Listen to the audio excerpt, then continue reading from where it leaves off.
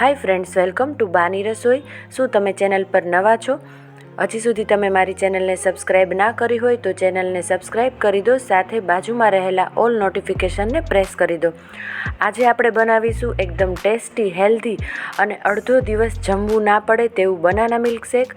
આ banana milkshake બનાવવામાં ખૂબ જ આસાન છે, સાથે ટેસ્ટમાં બહુ જ સરસ લાગે છે.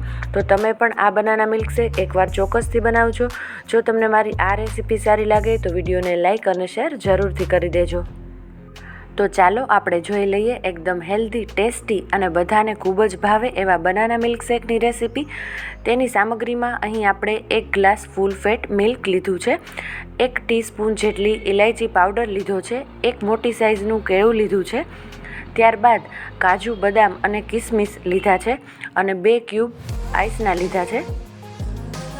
હવે આ મિલ્કશેક બનાવવા માટે આપણે થોડું પાકું હોય તેવું જ કેળું લીધું છે, તેનાથી આ મિલ્કશેકનો ટેસ્ટ સરસ લાગે છે.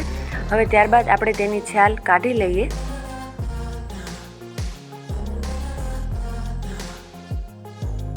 અને તેમાંથી એક નાના પીસ જેટલો ટુકડો અલગથી કાઢી લઈએ. આ ટુકડાને આપણે મિલ્કશેક બની ગયા પછી તેની અંદર એડ કરીશું. બાકીના વધેલા કેળામાંથી આપણે મિક્સર જારની અંદર તેના નાના નાના ટુકડા કરી અને એડ કરી દઈએ. અહીં આપણે મિક્સી જારની અંદર કેળાના ટુકડા એડ કરી દીધા છે અને વધેલો જે કટકો છે કેળાનો તેના આપણે નાના નાના ટુકડા બનાવી લેશું. એ ટુકડાને આપણે લાસ્ટમાં મિલ્કશેકની અંદર એડ કરવાના છે.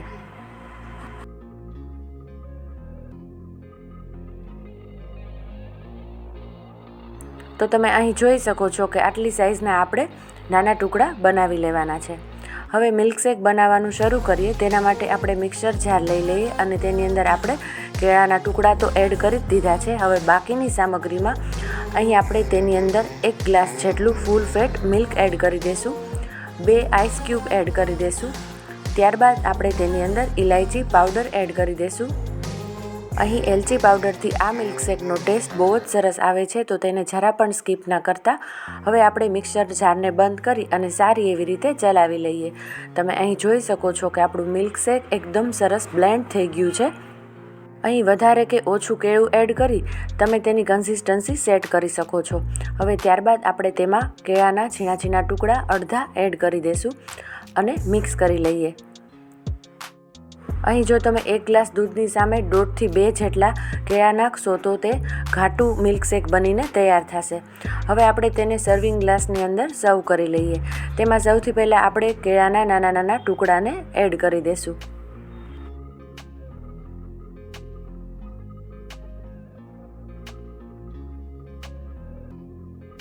ત્યારબાદ આપણે તેની અંદર બનાવેલું મિલ્કશેક એડ કરી દઈએ. મિલ્કશેક બનાવતી વખતે તમે તેની અંદર આઈસ્ક્રીમ પણ એડ કરી શકો છો, તેનાથી પણ આ બનાના મિલ્કશેકનો ટેસ્ટ બહુ જ સરસ આવે છે. તો હવે આપણે તેને ઉપર ડ્રાયફ્રૂટથી ગાર્નિશ કરી દઈએ.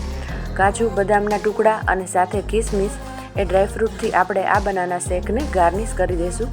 ઉપરથી તમે આઈસ્ક્રીમથી પણ ગાર્નિશ કરી શકો છો.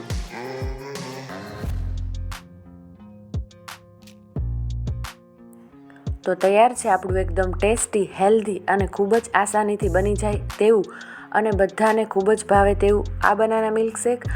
આ બનાના મિલ્કશેક પીધા પછી અડધો દિવસ તમને જરા પણ ભૂખ પણ નહીં લાગે અને ખૂબ જ સારું ફીલ થશે. તો તમે પણ આ મિલ્કશેક એકવાર ચોક્કસથી બનાવજો.